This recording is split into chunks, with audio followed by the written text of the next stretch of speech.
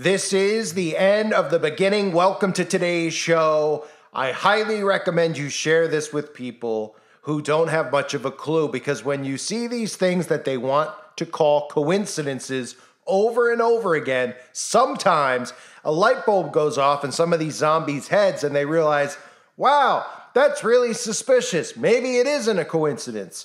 And just like in those Batman movies, you might remember, or all the Batman movies, the Joker would leave a calling card. Well, our government leaves a calling card too. Because conveniently, when all of these events that they plan actually happen, they just happen to be doing meetings or drills at the same time. And you might say, what does that mean? Well, you might remember the event that happened on the 11th of September in 2001. Yeah, at that same time, they were actually running a real drill of the same thing happening. How coincidental is that? Oh, it's not a coincidence, obviously. And then they thought when it was all going down that it was actually a drill going down. Hey, you might remember a lot of these events that happen at schools. Do you think it's a coincidence that all these schools actually run the drill, the same exact drill of these events happening at the schools that they happen at? They run them beforehand, right? How about the event in Boston when that happened? That marathon event. Oh, they happen to run a drill then too. Hey, does anybody remember Event 201? I know I covered it. I know I remember it. Yeah, they ran that a couple of weeks before, one of the biggest things in the history of the world happened. One of the biggest psyops happened. One of the biggest planned events happened. They ran that little experiment, little drill that they ran, right? Event 201, if you're not familiar. They ran that right before the outbreak occurred. Was anyone suspicious? They called that a conspiracy. So how about the fact that on August the 8th in Maui, when these wildfires started, quote unquote wildfires, you mean when the direct energy weapon hit? Yeah, that's what I mean. How about the fact that they actually had a meeting in Waikiki on the same day, which was planned in advance? All of the people happened to be meeting there who were responsible for the emergency management of the event in Maui. So how convenient they had an excuse as to why it was an inept emergency management that took place, why the alarms didn't go off, and why the emergency crews were not, doing what they were supposed to be doing. In fact, they were trapping people in Lahaina, turning people around who were trying to flee. All these people were meeting in Waikiki, in Honolulu at the same time. That must be a coincidence, as the deadliest U.S. wildfires in a century razed Maui. The emergency officials responsible for responding to them were all on another island at the same time. And guess what they were doing while they were there? They were learning how to deal with exactly such a disaster. Isn't that crazy? So they weren't meeting over there talking about just random topics, just like Event 201. They were meeting over there talking about the exact thing that happened on the exact day. That must be a coincidence too. How much more dumbed down can this society get and not realize that these are planned events? And who else was there? FEMA was there. Oh boy, what a coincidence. Take a look. Those in attendance were quite literally the who's who of disaster response, both locally and from across the Pacific region. They were gathered in Waikiki for an annual FEMA disaster meeting, a half-hour plane ride away from a wildfire that would become the deadliest in the United States in more than a century. As tropical storm force winds whipped up wildfires on Maui August 8th, thousands were unaware they were in the crosshairs of a deadly inferno. That evening, Lahaina town was leveled. In the ashes are the remains of an unknown number of people unable to escape. So many people that I know said we never knew anything about the fire. That same day, several of the country's top emergency management officials were in Hawaii hosting an annual conference. The agenda listed 74 attendees at this year's Pacific Partnership meeting, including FEMA leadership and several members of the Center for Homeland Defense and Security. H&N Investigates confirmed the head of Maui County's emergency management agency, Herman Ndaya, was also on hand, along with as many as 6 leaders from the state's emergency management office, including Director Major General Kenneth Hara Administrator James Barros, and Executive Officer Don Aviao. In an email, a state emergency management spokesperson said those officials were part of a coordinating call about 11 a.m. to discuss multiple wildfires that had sparked on Big Island and Maui. That spokesperson went on to say HIEMA personnel attending the meeting were updated on developments throughout the day. FEMA confirmed the fires were indeed part of discussions during the conference. There were consultations about the fires among local, state, and FEMA participants. We asked both Maui County and the state who was left in charge while those local emergency officials attended the meeting and at what time they were made aware of the catastrophe unfolding in Lahaina. Despite multiple requests, those questions remain unanswered. Meanwhile, many who experienced the horror of that day firsthand say government failed them by not sounding the emergency sirens. It's inexcusable, really. It's inexcusable. A lot of people probably could have gotten out. We've confirmed the acting governor at the time, Sylvia Luke, authorized an initial emergency proclamation for the multiple fires that were burning on Maui and Big Island at 3:21 that Tuesday afternoon. What's still unclear is when Ndaya and Major General Hara left the meeting to respond to the emergency. A state spokesperson tells us Barros and Aviao returned to the state's Emergency Operations Center a little after 5 that afternoon. So, can you make this stuff up? They're learning how to deal with exactly the same disaster that hit in Maui at the same time they're meeting in Waikiki to talk about it. And people still don't connect the dots, right? And I guess they won't connect the dots either to the fact that on September 25th in Honolulu, they're having the Hawaii Government Summit, which I've mentioned in other videos before. The Hawaii Digital Government Summit, right? And do you know what that's about? It's about government AI taking control, government technology. And yeah, they meet all the time in Hawaii to talk about this, but how convenient now as they've been pushing everything being connected. They've even, if you look at some of the videos that they have on YouTube, even going back to 2012, 2014, talking about the Internet of Bodies, right? Right out of the World Economic Forum's mouth, pushing this Internet of Bodies. Everybody, people don't understand, Internet of Bodies means you're connected to the internet. You and everything, right? That's what a smart city is. And in the smart city, even you're connected to the Wi-Fi, literally through your DNA, right? So they can monitor and track you, right? So they're meeting coincidentally on the 25th of September, while these people just coincidentally happened to meet in Waikiki to talk about the same exact event that happened on the same exact day. Can you make it up? Nope. So the heads of the Maui and Hawaii emergency management agencies were at their annual conference on Oahu on August 8th, the day the fire started leveling Lahaina. FEMA confirmed this to the Hawaii News Now, to HNN, from the clip you just saw. Key federal officials were also at FEMA's annual disaster meeting when one of the worst disasters in recent U.S. history started raging on the other island. So FEMA was there, the Maui and Hawaii Emergency Management wasn't there, conveniently being there at the same time, because obviously this is staged and planned, so that they didn't have to be or have an excuse as to why they weren't in Lahaina doing anything about it, as to why the sirens didn't go off. I mean, it's incredible. So the officials who were gathering in Waikiki became part of a coordinating call at about 11 a.m. A state emergency management spokesperson told the local outlet of what would have been nearly 5 hours after the blazes started. You'd think maybe, right? Because, you know, it's not like Oahu is, like going from Los Angeles all the way to Greece or something. Oahu's just like an island away. You'd think maybe when this meeting started, they say, holy crap, there's a fire going on over on Maui.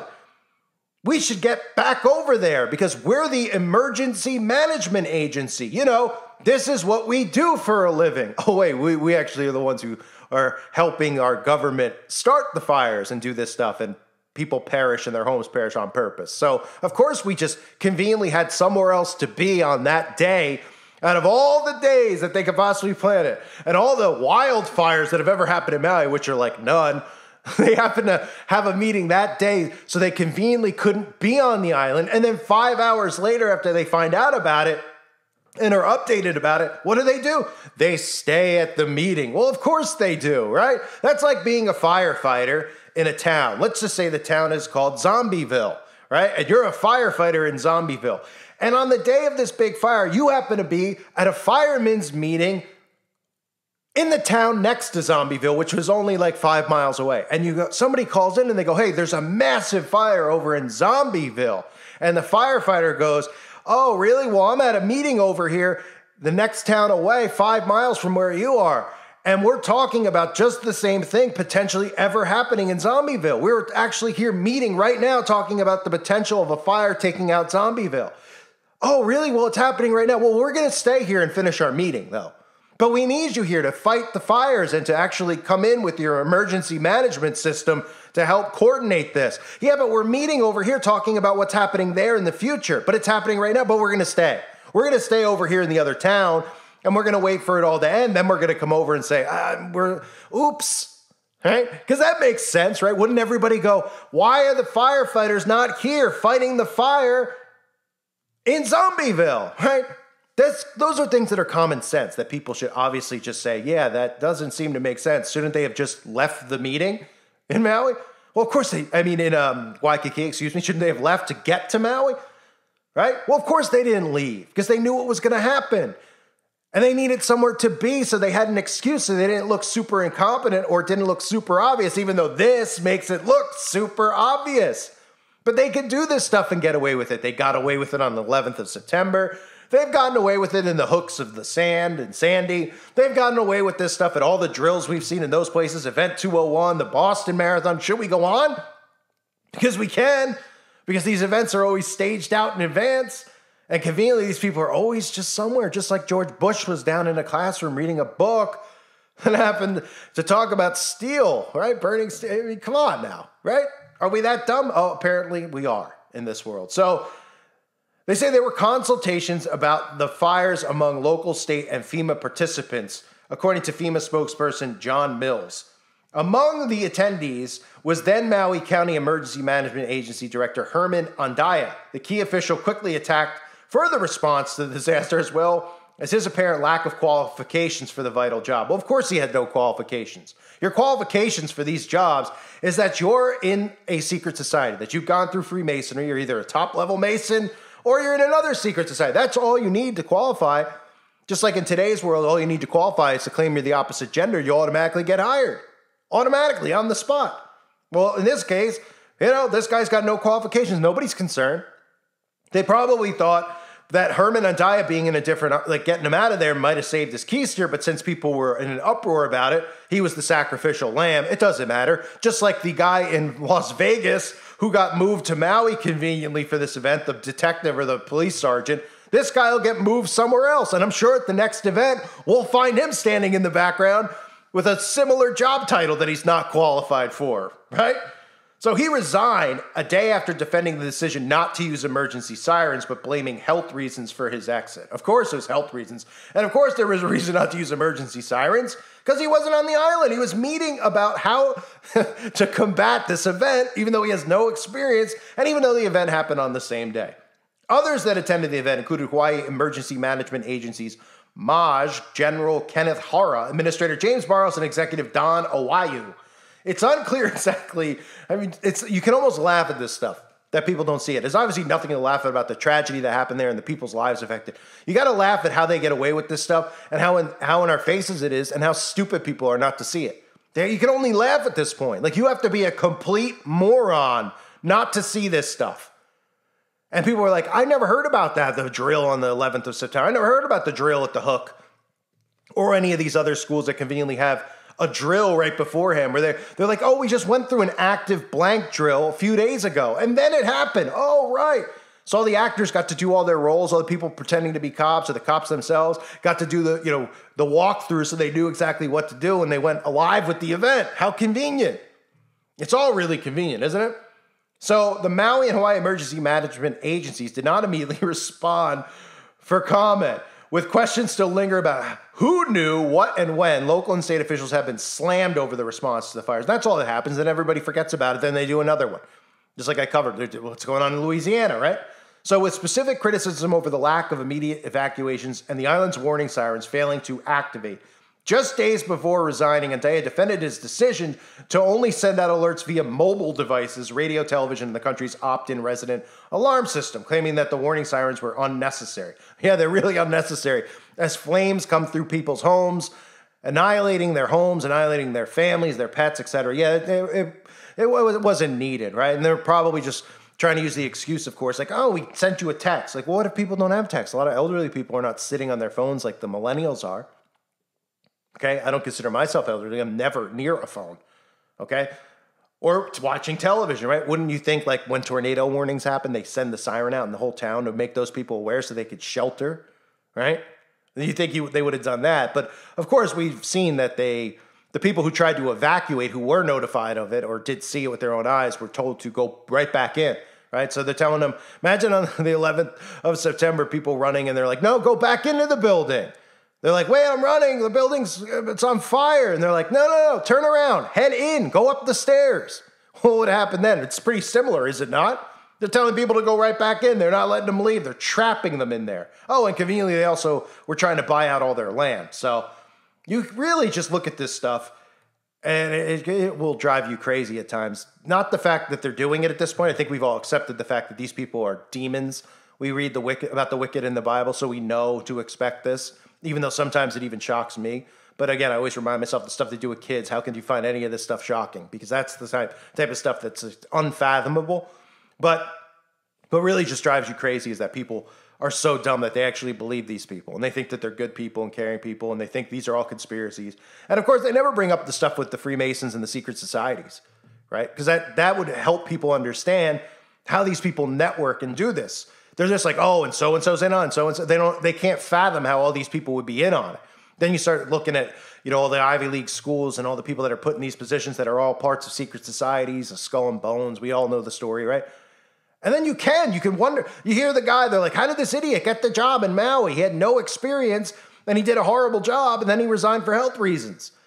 Well, how do you think he got the job? They're like, I don't know how he got the job. He got the job because he was placed in that position and told this is what you're going to do. And now when it goes live, this is how you're going to handle it, okay? You're going to play this role. And this is how we're going to destroy Maui. This is how we're going to destroy Louisiana. This is how we're going to destroy Canada. And then whatever else is next on their list. California, right? Soon to be the East Coast with more of these hurricanes, etc. They all just are put in these positions and people just go, man, they put an idiot in there. That's why it happened, just like what you're seeing in the White House. Oh, there's an idiot in the White House. This guy's destroying America. Oh, yeah, there's an idiot in there to destroy it, so you believe that it's being destroyed by his and the Democrats' idiocracy, but it's really being destroyed on purpose by conservatives in power and liberals in power. It's being destroyed by both. So they're going to say there's no warning, there's absolutely none. Lynn Robinson said, who lost her home in the fire, previously said nobody came around. We didn't see a fire truck or anybody. Of course not. Why would there be a fire truck when the whole town's on fire? Residents also have criticized the federal government's alleged slow response to the disaster, calling out FEMA for its strict bureaucracy, as many are looking for financial support after their homes and businesses were lost in the fires. And of course, FEMA happened to be there on the island in Oahu, and it took them a while to get on the ferry and get everything organized over in Maui. They probably took a paddle boat to get from the meeting to Maui, so it would take them a little bit extra longer. They probably were on a canoe, all the members of FEMA, instead of just flying over there and getting everything set up and helping out, right? I mean, it's absolutely incredible. This is their calling card, folks. Their calling card is that these things are staged in advance. You can even find meetings of these people meeting, problem, reaction, solution, right? Just like how they're meeting on the 25th of September to talk about artificial intelligence governance, right? Smart city governance. Remember, I've showed you, everybody who's been here, over and over again, World Economic Forum. Oh, we're in a smart city governance plan. Not elected, no. Okay, so how do you think they're going to get these in place? Without, openly being like, hey, we're doing this. And people are going to be like, wait, who elected you? We thought we had a republic here in America, AKA a wink, wink, a democracy, which it's not. People would be suspicious. So they got to burn everything down to get all this stuff put in place. They got to destroy everything, right? Order out of chaos, right? The phoenix rising from the ashes. So they have the event. I'll cover this event, obviously, thoroughly. The Digital Government Summit. It's incredible. They've been meeting for years. They've been talking about how everything needs to be connected to Wi-Fi. Right, as if the residents in Lahaina and the small business owners and the small souvenir shops in Lahaina, they were just going to convert over and, go Wi-Fi on every, I mean, of course they weren't. So they got to get rid of them, just like they're doing in California, in San Francisco, Los Angeles, all done by design. And again, the calling cards, right? Meeting in advance. Event 201 should be the ultimate thing to wake people up. The fact that it hasn't just, at that point you just go, you know what? These people are a lost cause. I mean, I continue to try to do this and hope to help, but the majority of people are just completely lost. I'm trying to get the people who are, in the middle or are just not understanding what's happening to arm them with information so that they're prepared and they could understand what's actually happening and be of use in this world, because those people who are following along with this are just walking zombies. There's no purpose for their lives. They're meaningless. They really are. There's no other way to put it. And of course, there's Christians who have been deceived because they don't want to see the wickedness. They don't want to read the parts of the Bible that talk about the wicked. They only want to read the things that make them feel good every day and the positive stuff. And then they get all confused with all this stuff about love. And then they think love is tolerance, and they accept all these things that God is disgusted by and doesn't want around kids. They accept it and they promote it in their church because they're weak. They're weak-minded. And, let's be honest, they're stupid, a lot of them. So, and lukewarm is really the key term. So again, they met on the same day it started, talking about the same exact event potentially occurring in Maui, and nobody's raising an eyebrow about it. Pretty incredible, folks. Pretty incredible. I thank everyone for being here. Reminder, please sub to my other channels if you haven't yet. One more strike, I won't be able to upload for a couple of weeks, so if you like my daily content, you got to get over to the other channels now. I'm close to having them finished and built out, and I'm also going to upload in the next week or so a lot of stuff that was removed. I'm going to go through them and make sure that they're safe to upload. But if you're new to my channels and stuff, you'll want to see a lot of my content that's been removed. I have thousands of videos over the years. I mean, I'm a new YouTuber, excuse me. Frog in my throat. So definitely subscribe now.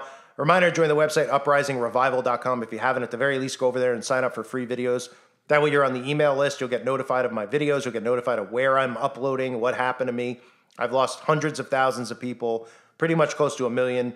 Way over 1 million if you count all my channels. I don't know who are repeat subscribers or not, but let's just say over 1 million people I've lost connection with. I've had to rebrand and all that stuff. I mean, I'm a new YouTuber, so do that now over on the website, uprisingrevival.com. I thank you guys again. God bless all of you as always and your families.